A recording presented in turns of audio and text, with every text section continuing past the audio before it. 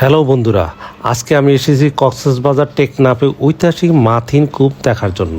এই জায়গাটির সাথে জড়িয়ে আছে একটি ঐতিহাসিক ঘটনা, বিংশ শতাব্দীর প্রথম দিকের ঘটনা।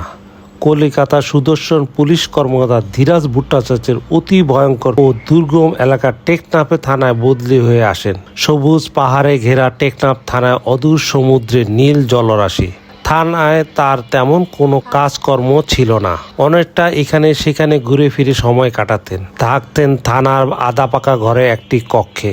একদিন ভোরে একাধিক নারীর কণ্ঠ অস্পষ্ট মৃদু সুজনে ধীরাজের ঘুম ভেঙে যায়। থানায় ছোট বারান্দায় এসে রঙে বেরঙের ফতুয়া থামি ব্লাউজ পরিহিত 50-60 জন মগি রাখাইন তরুণীর পাতকুয়ার চারিদিকে জড়ো হয়ে হাসি গল্পে মশগুল। তাদের সুউচ্চ কলহাস্যে থানার প্রাঙ্গণ মুখরিত। এটিই ছিল সমগ্র টেকনাফের একটি মাত্র কুয়া। প্রতিদিন তরুণীরা পাতকুয়ার জল নিতে আসতেন, আর ধীরাজ থানায় বারান্দায় চেয়ারে বসে তরুণীদের জল নেওয়া দৃশ্য দেখতেন। একদিন ধীরাজ নজরে পড়ে সম্পূর্ণ নতুন সাজে সজ্জিত আরেকটি তরুণী, সুন্দরী।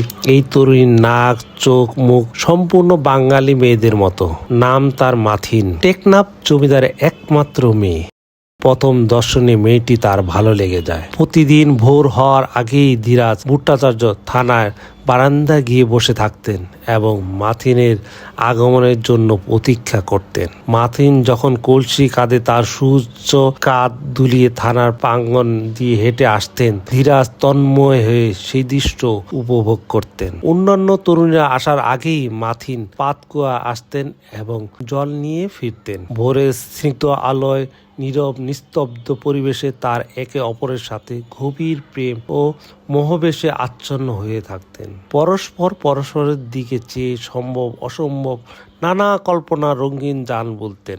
দেখা দেখি হাসাহাসি, এভাবেই তাদের প্রেম ঘনীভূত হয়। দিন দিন গড়াতে থাকে, একদিন, 2 দিন, 3 দিন। ইতিমধ্যেই দুজনের কথা সবাই জেনে যায়। নানা বাধা সত্ত্বেও দুজনের মধ্যে বিয়ের কথা পাকাপাকি হয়। এর মাঝেই কলকাতা থেকে তার বাবার চিঠি আসে ধীরাজের কাছে। ধীরাজকে কলকাতা যেতে হবে 1 মাসের ছুটি নিয়ে। ছুটি না মিললে চাকরিটা ইস্তফা দিতে হবে, যেতে হবে যে কোনো মূল্যে। ধীরাজ সিদ্ধান্তকে কলকাতায় যাবেন। সিদ্ধান্তের কথা মাথিনকে জানানো হলো। মাথিন রাজি হলেন না যাওয়ার জন্য। তাই অনেকটা বাধ্য হয়ে ধীরাজ এক সন্ধ্যায় টেকনাফ ছেড়ে পালিয়ে যেতে হয়। ধীরাজ এভাবে পালিয়ে যায় প্রেমিকা মাথিন সহজভাবে নিতে পারেননি। মাথিনের মনে হলো বাবা অসুখের কারণ দেখিয়ে ধীরাজ বরং বিয়ের ভয়ে পালিয়েছে। পানপুরুষ ধীরাজকে হারিয়ে মাথিন অন্য জল ত্যাগ করে, হন শয্যাশায়ী।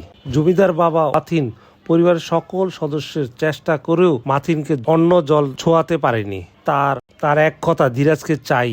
প্রেমের এই বিচ্ছেদ এবং অতি কষ্টে একদিন মাথিন মারা যায়। এই কারণে প্রেমের সাক্ষী মাথিনের কূপ দেখে এখনো হাজার হাজার প্রেমিক প্রেমিকা তাদের ঐতিহাসিক প্রেমের কথা স্মরণ করে আবেগে আপ্লুত হয়।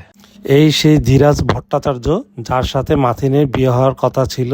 এখন মাথিন কূপের সামনে তার ভাস্কর্য আছে স্মরণীয় হিসাবে।